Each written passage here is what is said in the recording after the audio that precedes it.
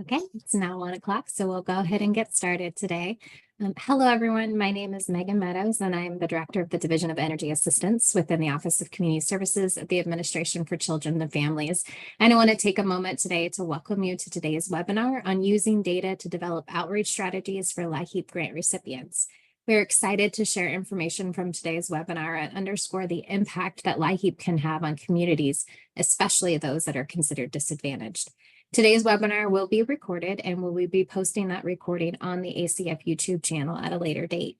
After today's webinar, if you want more information about the data that we are sharing, we encourage you to please reach out to Erica Buren or your program specialist for additional details. Thanks so much again for spending time with us today. And with that, I will turn it over to Judy to get us started.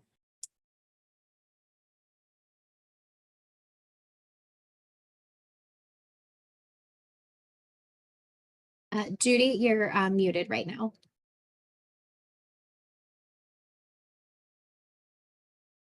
Sorry. Thank you, Megan. Good day, everybody. I'm Judy Harbelchuk, and I'll start with an overview of today's presentation. The presentation will include an environmental justice definition, information about the data that we used for our case study model, and information about the legislation that established Justice 40 and how LIHEAP is involved. To do this, we'll share information about the background of the legislation and a related mapping tool, the Climate and Economic Justice Screening Tool, also known as CJEST. Based on our use of CJEST, we'll present a national LIHEAP snapshot and a snapshot of Colorado to show how the tool is used and the insights regarding outreach that it can provide to a LIHEAP grant recipient. Then we'll give you a peek into our next steps. By the way, throughout our presentation, you'll see some terms that appear in blueprint and are underlined in blue. Simply, those are hyperlinks to more information about those topics. Simply click on those terms in your copy of the slides to see the additional information. Next slide, please. Now I'll read the environmental justice definition that appears in the legislation in Executive Order 14096, which is entitled Revitalizing Our Nation's Commitment to Environmental Justice for All. Environmental justice means the just treatment and meaningful involvement of all people, regardless of income, race, color, national origin, tribal affiliation, or disability, in agency decision-making and other federal activities that affect human health and the environment, so that people are fully protected from disproportionate and adverse human health and environmental effects, including risks and hazards, including those related to climate change, the cumulative impacts of environmental and other burdens, and the legacy of racism or other structural or systemic barriers, and have equitable access to healthy, sustainable, and resilient environment in which to live, play, work, learn, grow, worship, and engage in cultural and subsistence practices. Next slide, please. We performed a case study using LIHEAP administrative data from fiscal year 2021. However, this is a partial year of data, with a few grant recipients having provided part of their fiscal year 21 data or fiscal year 2020 data. The purpose of the case study is not to create a monitoring or performance metric for LIHEAP. Instead, the purpose is to provide technical assistance using an environmental justice lens. You'll hear more about that later when Erica provides details about the tools used to summarize and map the data. Next slide, please. Now for some background on the Federal Environmental Justice Initiative established by Executive Order 14008. The name of that initiative is Justice 40, also known as J40.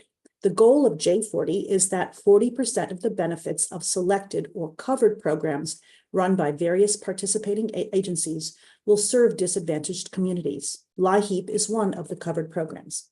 In general, what is a covered program? A covered program is any program that makes covered investment benefits in one or more of the J40 areas, including clean energy and energy efficiency. What is a covered investment? A covered investment includes federal financial assistance, direct payments or benefits to individuals, federal procurement benefits, and programmatic federal staffing costs. What are the benefits of a covered program? The benefits include direct and indirect investments and program outcomes. For example, the reduction of energy burdens, such as the share of household income spent on home energy costs. Of course, benefits vary by program. For example, LIHEAP benefits are different from those of the Department of Transportation, Department of Labor, and other agencies.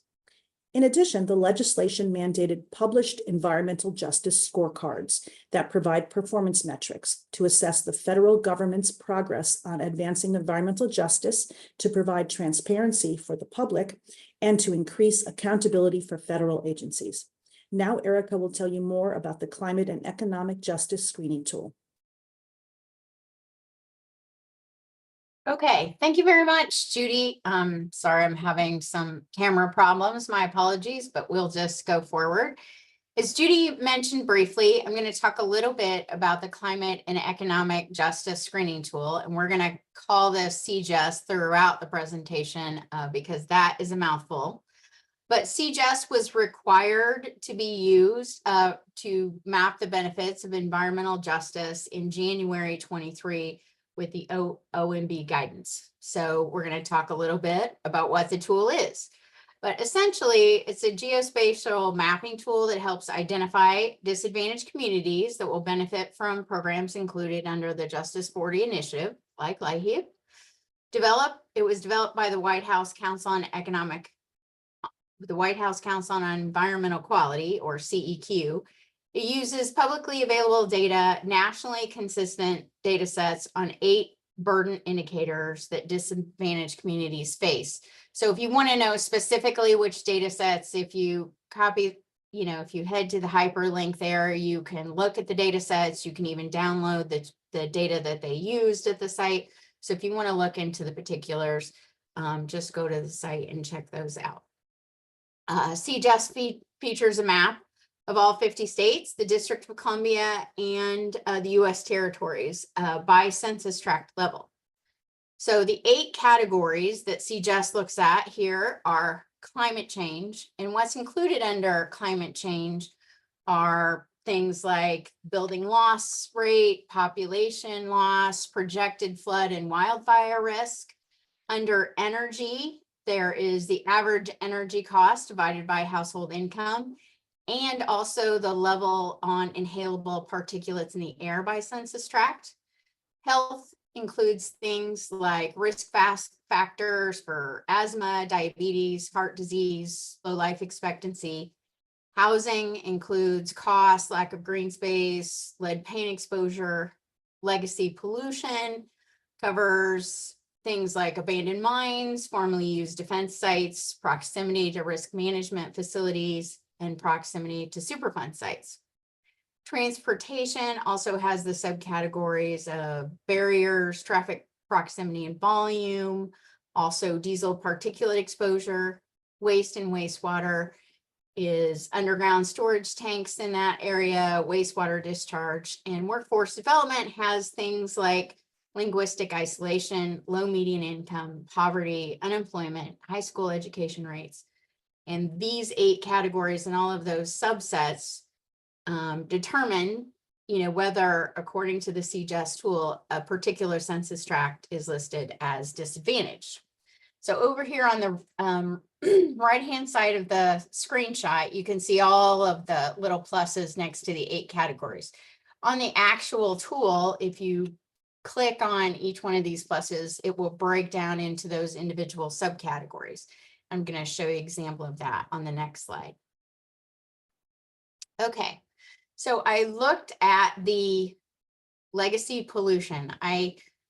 So you can see, those subcategories that I talked about here have its proximity. This particular census tract highlighted here in blue is listed as disadvantaged. And so you can start by going to the city or the county or a zip code, and then drilling down into individual tracts, and it will tell you if a particular tract is disadvantaged and why. I chose this particular census tract to just kind of illustrate how you can open the tabs and break down into the individual pieces. And this particular census tract is right next door to me in my neck of the woods. And I know that they have a Superfund site from a PCB contamination from appliance manufacturing many years ago. So I just wanted to provide a little screenshot of the different details in each of the categories for you to get a sense of the tool itself. Okay, a few more things about the CJUST tool. The tool uses the 2010 census tract boundaries. It's currently using the American Community Survey estimates from 2015 to 2019. And a small note about the definition of the census tract, just in case people are interested. It's a small unit of geography, generally have populations of between 1,200 to 8,000 people. They don't cross state lines, but they can cross county boundaries. So it can sometimes be different to overlay a county service area with particular census tracts because they do cross those county lines, just for your awareness. So a community would be labeled disadvantaged if they live in tracts that experience burden in the 8 areas of focus for CGEST. For example, communities are identified as disadvantaged if they are in census tracts that are at or above the 90th percentile for energy cost and are at or below the 65th percentile for low income. Each one of the 8 categories in the tool uses income at low income percentage as a factor. Okay, and one other little note about the tool itself is all land within the boundaries of federally recognized tribes are designated as disadvantaged on CGEST. Now, this is the admin data that we have is only from state grant recipients. So the information and the data that we're going to show for LIHEAP households served according to your 20 or 21 data does not include tribal data, but just so you know that all federally recognized tribes are listed in disadvantaged tracts. Next slide. Okay, so the LIHEAP administrative data that grant recipients provided, OCS requested and received approval by OMB to do additional data analysis on this administrative data. And LIHEAP provided this information and this approval in the DCL 22-7 that there's a little hyperlink. So if you want to look into the background, that was the process for the additional approval to use this data. So the OCS data science team, primarily Toomey Seville, combined the administrative data, mapped it to the census tract, and overlaid the CGEST tools so that we could see the LIHEAP households actually served in the matching census tract. And this facilitated the development of the visual aid that kind of show the spatial distribution of our served families relative to regions marked as disadvantaged by the CGEST. And I want to point out that the CGEST tool, as we talked about, has a broader lens that is different than the statutory mission of LIHEAP. However, outreach and targeting for LIHEAP eligible households can address the larger environmental justice goals through LIHEAP's efforts to address energy burden. And we do make a case here later. Marilyn will talk about a specific example where we think that the tools used can be of help to grant recipients who want to look into this further to conduct additional outreach activities. I think also that we have a great story to tell about the larger impacts that LIHEAP has. We know that LIHEAP does a great job at reducing energy burdens. But I think that with this data and this tool, we're showing that LIHEAP has a larger impact on disadvantaged communities. Okay, so let's look at the national snapshot and the tool. So here we have the sort of a dashboard picture of the national data. So up here in the top right-hand corner, these are actual, or top left-hand corner, my apologies. The actual LIHEAP households served from the data points of 20 and 21. And it shows that according with the overlay of actual households served in the CGEST, approximately 56% of LIHEAP households are served in disadvantaged census tracts according to the CGEST tool. Now, the second middle graph here shows that nationally, the CGES tool only designates approximately 36% of all US Census tracts as disadvantaged. So I think this has a great story to tell about LIHEAP and who we're serving and where they're serving households. The next box here talks about the data points that we matched. So there were 4.4 million data points mapped, and it was a large percentage of the total received. There were cases of data corruption and how the files came over. We weren't able to, depending on the state, map them directly to census tracts in all cases. So this is just kind of an average of overall the data that we received, what we were able to match, which I think is, almost all of it, which is, a great outcome in and of itself from all of our different grant recipients. The last box here on the top row talks about, this is just an average of all the admin data in terms of the average income that was provided. So for this partial year data between 20 and 21 of the 4.4 million households. So that we're just trying to make sure that grant recipients understand that you're not going to be able to say, well, we served 5 million households in 21. That's true, but when we received the data, it was a point in time and your program year might not have been over. So it's not going to map directly to the number of households you served in that particular year. So keep that in mind. But we have the average heating benefit, the average crisis benefit. We have cooling and weatherization amounts here, and these are quite low. And that's, I think, simply a function of not everybody has cooling programs and not everybody utilizes their LIHEAP fund for weatherization.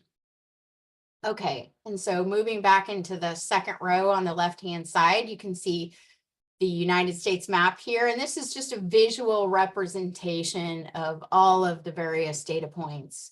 And it's an amazing bit of data. I'm not sure that there are any other programs mapping their Justice 40 benefits that have the amount of real data that LIHEAP has. So good job to the network and certainly to the data team for doing all of this work. Okay, the middle second row box here, the bar graph shows households with children, people with disabilities, and older Americans. So it shows the number of households with vulnerable populations based on those data. And drum roll, please. It shows the 54% of LIHEAP funds are serving households in disadvantaged communities. The goal is only 40%. So I think it's a great testament to how LIHEAP serves households wherever they live. We're serving low-income people live in non-disadvantaged tracts, and the data show that LIHEAP grant recipients are serving those households no matter where they live. And we're serving a large amount of households in disadvantaged communities, even if we're looking in an environmental justice lens. So I think we have a great story to tell. And frankly, this data was before the CGES tool was even required. So I think LIHEAP should be quite proud of the impact that they have, not just on energy burden, but on the different measurements of environmental justice. And I will turn this over to Marilyn. Okay, good afternoon, everyone. So we're going to start off just talking about Colorado as an example of the overlay. And I want to say, first and foremost, Colorado was chosen first because I'm very familiar with the data itself here, the income data, the environmental data, demographic data. And as we started this process, we wanted to make sure that the analysis made sense for us as well as for the other states, so for you all as well. So that's why Colorado was chosen initially. Next slide, please. So let's talk about what we did based upon the overlay of the Recs administrative level data on top of the demographic data from CGIST. And I will start to the left on my screen, and hopefully on yours as well. There is a legend. And at the bottom left, the legends is low number of LIHEAP households where disadvantaged, those are in orange. In white, you have low number of LIHEAP households that are not in disadvantaged census tracts. And on go left a little again, in blue, you have high number of LIHEAP households that are not in disadvantaged census tracts. And at the top, you have a high number of LIHEAP households that are in disadvantaged census tracts. And if you look at this map, this graphic, this is a graphic of the state of Colorado. And some things you will notice. On the far west side, the left side, you have a lot of blue, which are the high number of LIHEAP households, which is the Recs administrative level data, that are not in disadvantaged census tracts. And then along the middle, a little bit to the right of those, you have this large swath of white. And those are census tracts that they have a low number of LIHEAP households that are not in disadvantaged census tracts. And so these particular areas, and I'm a pinpoint a few. You have Eagle County, and there's also Summit County. And if you know anything about Colorado at all, we have a lot of tourism, and those areas are ski areas in particularly. But you also notice, if you look a little deeper, there's a couple of dark areas in there, the dark brown, and they are a high number of LIHEAP households that are in disadvantaged areas. So even though there are all these really, really affluent areas, inside of that, there are several areas that are being served by LIHEAP and that are disadvantaged as well, okay? And also with those areas, a lot of our people who actually serve the tourism areas cannot afford to live in those same areas as where they actually work. So they actually live outside of those areas in these darker areas a lot of the times. Not always.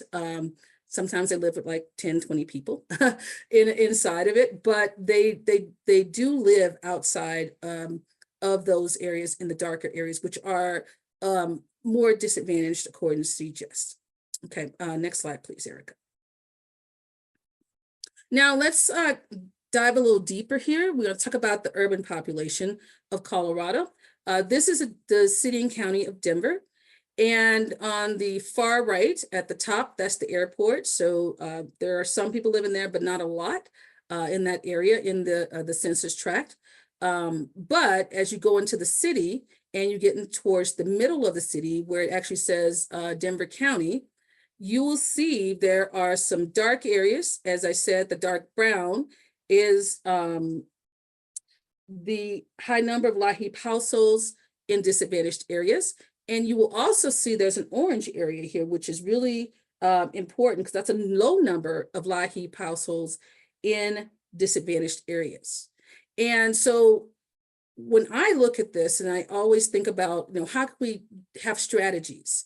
And this is a potential for outreach strategy, perhaps, because it does have a low number of LIHEAP households in an area that actually is really known to have to be disadvantaged.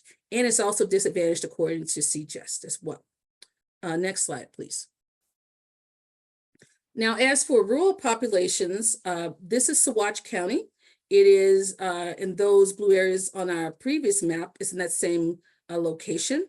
And what you will see here is a lot of agriculture, also recreation, state and federal parks are in this area, but it's the blue. So it has a high number of LIHEAP households in a non-disadvantaged area according to CGIST. So it's just another place where the LIHEAP is serving, and not necessarily in a disadvantaged area at all. Next slide, please. So This slide is comparable to what Erica has previously talked about, but this is for the state of Colorado. And I will actually start in the top right, because it's a different kind of slide. So first and foremost, we have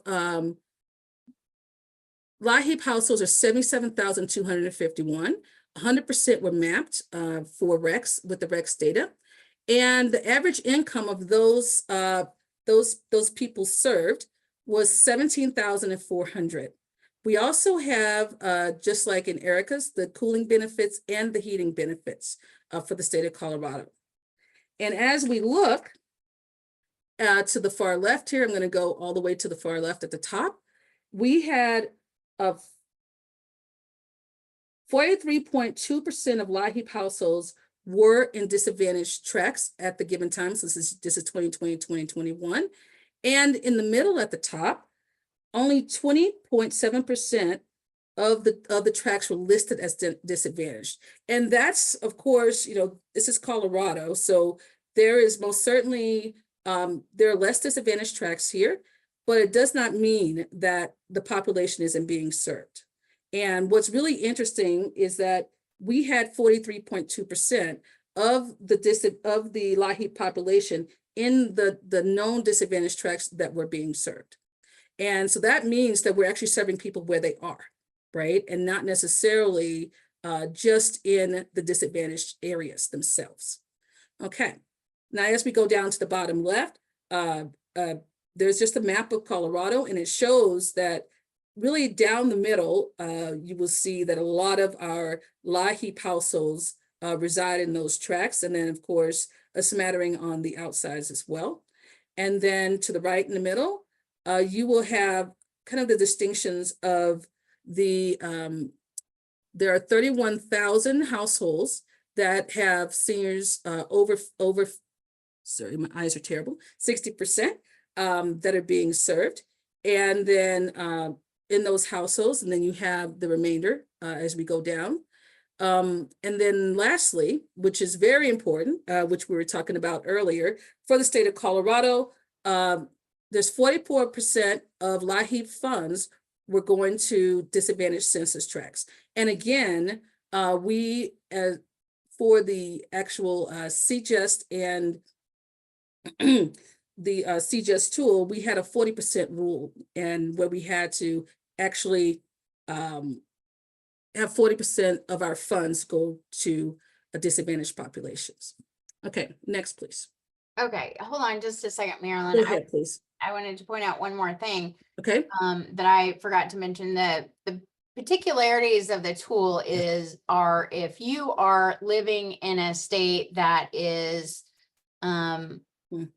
lower income, has poor health outcomes, or more pollution, there are more disadvantaged tracts in your state. Whereas if you live in a state that has fewer number of disadvantaged tracts, has higher income and maybe better health outcomes, you have less tracts that are listed as disadvantaged in your state. That's just a function of the tool. And so I wanted to make sure that people understood that even though, Colorado's at 44%, they only have a little over 21% of the entire state has disadvantaged tracts. So but Colorado is serving, 43% of their LIHEAP households in this data set in a disadvantaged tract. So I just want to make sure people don't get too caught up on the number there in the census tract versus the national. It's a function of the tool, those particular incomes and outcomes that, are just part of the larger environmental justice lens. And I forgot to mention that in my section. So I just wanted to make that clear before we move to the next section. Right. And with that, I will say that, again, that we are meeting the Justice 40, and it is a success, frankly, that, the state of Colorado itself, since I'm focused on that, is at 44% of our funding going towards disadvantaged census tracts. Okay, next steps, a few things. So environmental justice is a technical assistance focus for OCS. It is not a monitoring or a performance metric for LIHEAP. And we want to make sure we state that, because this is really, the goal is to use it for technical assistance, for outreach strategies, and for you all to be able to see your states in a different light. OCS, of course, is offering technical assistance to any grant recipient interested in looking at their own administrative level data from FY 2020-2021, utilizing the CGIS tool. And if you are interested, please email your program specialist to indicate your interest, and staff will schedule a briefing with the grant recipient. Next slide, please. Well, I think that's our last slide. So Okay. I'm going to stop sharing and look at the Q&A. So if you have any questions, please enter them into the Q&A. Okay. There aren't any current questions in the Q&A. If you are curious how to submit a question, the Q&A is along the bottom of the screen and you can open a question. There is a question here. How often will the data be updated going forward? Well, I believe that, Marilyn and Judy and Megan certainly can speak probably to this, but I believe that the OMB approval to request the administrative data for the Rex match is currently going on, so it won't be updated until we get that next batch of admin data, which will be, is Marilyn or Judy, do you know if that's in 25? It should be 25. That's what we're working on. Yeah, the OMB component now.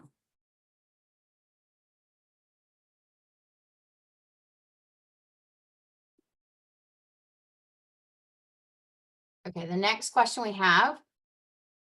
To be considered disadvantaged, does the community need to be listed in one of the burden areas, or should they be listed in all or several? It can be one. It's generally multiple. And like we said, it's heavily weighted on income, because that income indicator at 65% percentile for low income in the community, that's in every one of the categories.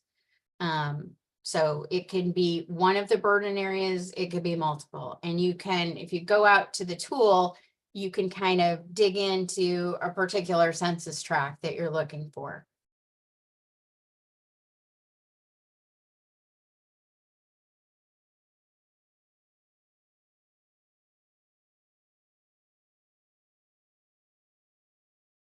Okay, anything else?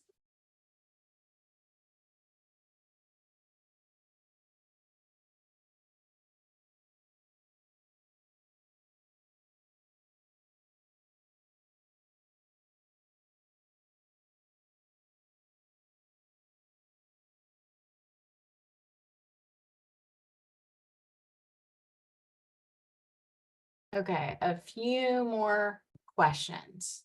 I'm not exactly sure, Michelle, I know, I'm sorry, I don't think the chat function is enabled, but census tracts and zip codes. So if you go to the tool and type in a zip code, you can click around on the map and it will highlight the different census tract and the zip codes. Okay, we tried matching the two with little luck.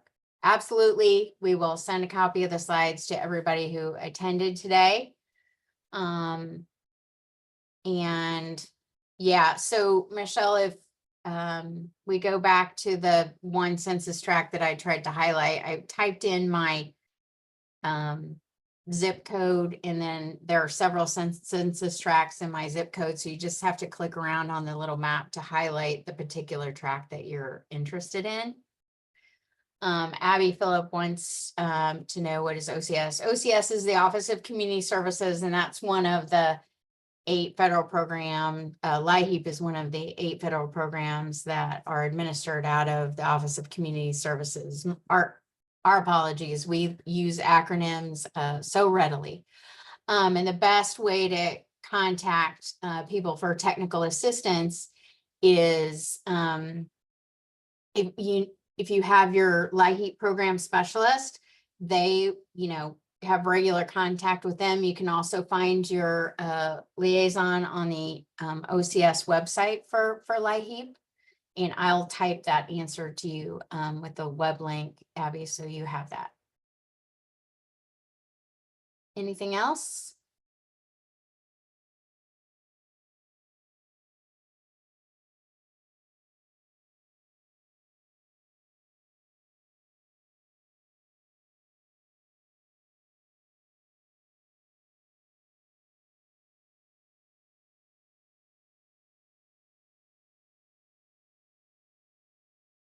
Okay, well, we appreciate your time today, and please reach out if you have questions later. Again, you can contact your program specialist and we'll be happy to provide any answer to a question you have. Thank you so much.